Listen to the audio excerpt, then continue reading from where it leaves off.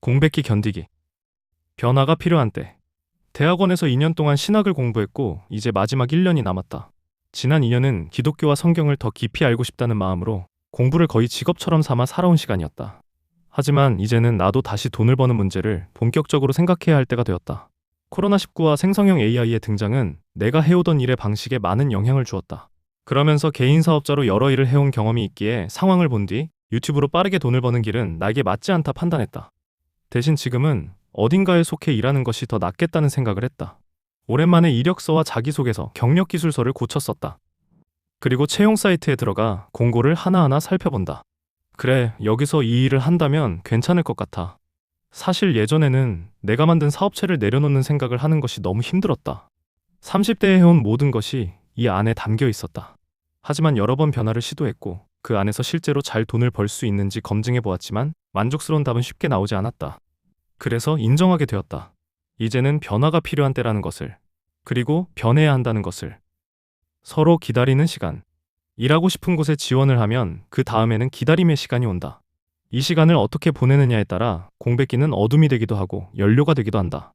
한편 대학원에서 2년 동안 공부하며 수업만으로는 채워지지 않는 갈증이 있었다. 설교, 영성, 성경을 주제로 더 깊이 알고 싶었던 것들. 마침 아내가 목회자로서 모아둔 책들이 집안에 있다. 그래서 나는 지원서를 넣고 기다리는 시간 동안 하나씩 보고 싶은 책을 펼쳤다. 기다림의 시간을 그저 비워두지 않고 내 삶을 다시 채우는 연료로 쓰기로 했다. 집중해서 읽다 보니 하루에 한 권, 사흘 동안 3권을 읽는다. 일상에서 사흘은 짧다.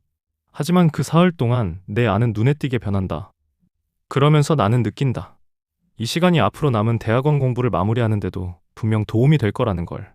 희망은 그렇게 다시 하나씩 이어진다. 생각과 다른 결과. 지원한 곳들에서 하나둘씩 연락이 왔다. 하지만 결과는 내 예상과 다르다. 내가 가장 잘할 수 있다고 생각했던 자리들에서 오히려 벽을 만난다. 아, 그렇구나. 순간 삶에 큰 파도가 몰려올지도 모른다는 생각이 스친다. 그러면서 문득 하나의 생각이 떠오른다. 눈으로 보지 말고 거울로 나를 보자.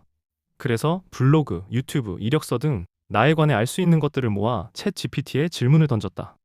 지금 내게 가장 필요하다 생각하는 조언을 해줘. 곧바로 내가 미처 생각하지 못한 이야기들이 쏟아져 나온다. 하나씩 읽어보며 어떤 내용엔 더 크게 고개를 끄덕인다. 물론 그렇다고 그 말을 전부 다 받아들일 필요는 없다.